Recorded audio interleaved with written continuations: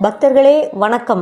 யாவர்க்கும் உரைப்பும் பதிவில் இன்னைக்கு நாம ஜோதிர்லிங்க ஸ்தலங்களை பற்றி தெரிஞ்சுக்கிற வரிசையில் எந்த ஊரில் இருக்க ஜோதிர்லிங்க கோவிலை பற்றி தெரிஞ்சுக்க போகிறோன்னா மத்திய பிரதேச மாநிலத்தில் இருக்கக்கூடிய உஜ்ஜயினி என்ற ஊரில் அவதரித்திருக்கும் மகா காளேஸ்வரர் அன்னை சங்கரி.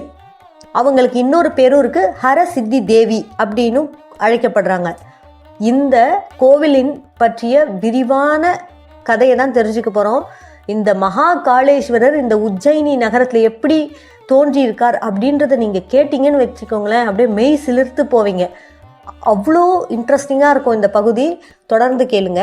மேலும் இந்த ஊரில் திருவிழா எதெல்லாம் விமர்சையாக கொண்டாடப்படுகிறதுனா சிவராத்திரி, பிரதோஷம், நவராத்திரி, கார்த்திகை மாத பௌர்ணமி, இதெல்லாம் இந்த ஊரில் மிகவும் விமர்சையாக கொண்டாடப்படுகிறது. அது மட்டும் இல்லாமல் சக்தி பீடங்களில் ஒன்றாகவும் இந்த ஸ்தலம் திகழ்கிறது. ஜோதிர்லிங்க ஸ்தலமும் உண்டு, சக்தி பீட ஸ்தலமும் உண்டு. சரி, இப்போ நாம் இந்த கோவிலை பற்றின தல வரலாறுக்கு போகலாமா? இந்த மகா காளர் என்ற ஜோதிர்லிங்கத்தை பற்றி சிவபுராணத்திலேயே கூறியுள்ள சம்பவம் தான் இப்போ நான் சொல்ல போகிறது. அவந்தி மாநகர், அதாவது இந்த உஜ்ஜயினி மாநகரம் அந்த காலத்தில் அவந்தி மாநகர்னு அழைக்கப்பட்டுதான். அந்த ஊரில் விலாசன் அப்படின்ற ஒரு அந்தனர் இருந்தாராம். இந்த அந்தனர் சிறந்த சிவபக்தர். அந்த அளவுக்கு அவர் சிவபெருமான் மேலே பக்தி கொண்டு விரதமெல்லாம் இருந்து பூஜை பண்ணுறவர். நாளொரு மேனியும் பொழுதொரு வண்ணமாக சிவனையே நினச்சிட்டு இருப்பவர்.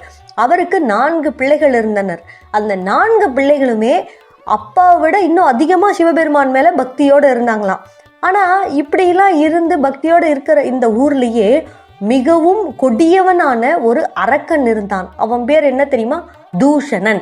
அந்த அரக்கன் தூஷணன் என்ன பண்ணான்னா அந்த நகரையே சூறையாடினான். மக்கள் எல்லாரையும் துன்புறுத்துறான். அவனோட கொடுமைகளுக்கு ஒரு எல்லையே இல்லாமல் போயிடுச்சு.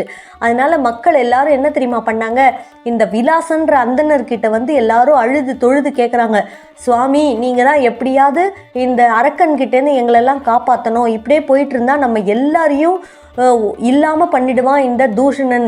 அதனால் நீங்கள் தான் இறைவன்கிட்ட கேட்டு நம்மளை காப்பாற்றணும் அப்படின்னு சொல்லி கேட்குறாங்க. உடனே அந்த அந்தனர் என்ன பண்ணுறாரு தெரியுமா? எல்லா முனிவர்கள் எல்லா அந்தனரையும் வர வச்சு சிவபெருமான நினைத்து பெரிய யாகம் ஒன்று செய்கிறார். உஜ்ஜயினி மாநகரத்தில் சிவலிங்கத்தின் முன்னாடி பெரிய யாகம் ஒன்று பண்ணிட்டு இருக்கார் அந்த விலாசன் என்ற அந்தனர். ஏன் பண்ணுறாரு?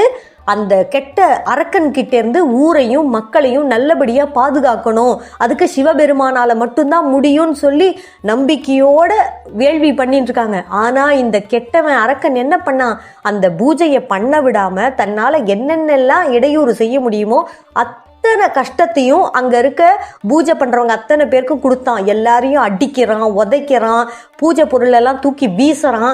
என்ன சொல்கிறதுனே தெரியல. எல்லாரும் அப்படியே அவன் பண்ணுறதுல மனசு உடஞ்சி போய் பயந்து போயிருக்காங்க. ஆனால் இந்த அந்தணர்கள் மட்டும் மனசே விடவே இல்லை.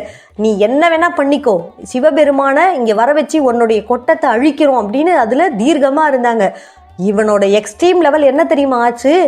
சிவலிங்கத்தையே காலால் எட்டி உதைக்க போயிட்டான் இந்த அரக்கன். அப்போ என்ன ஆச்சு? இவன் காலை தூக்கி சுவாமியை உதைக்க போகும்போது மட்டார்னு ஒரு சத்தம் கேட்குது. என்னன்னு பார்த்தா அந்த சிவலிங்கம் 2ஆ பிளந்து விட்டது.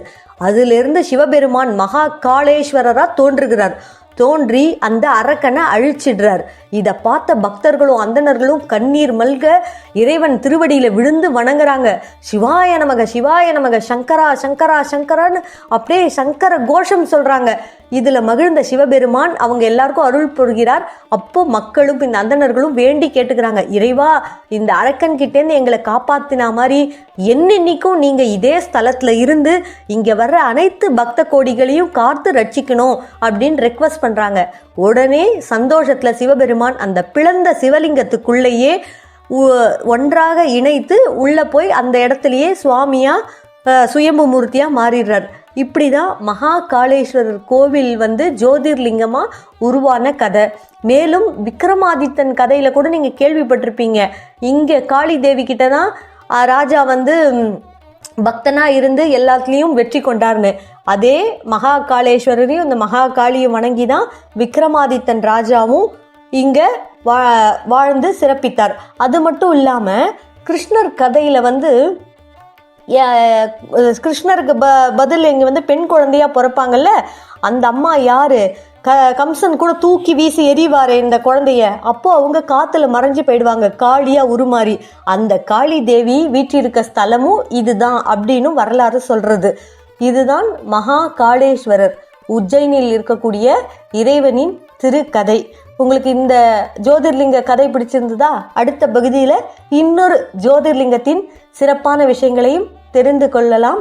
ஹரஹர சங்கர, ஜெய ஜெய சங்கர, ஓம் நம சிவாய. சிவாய ஓம். நன்றி.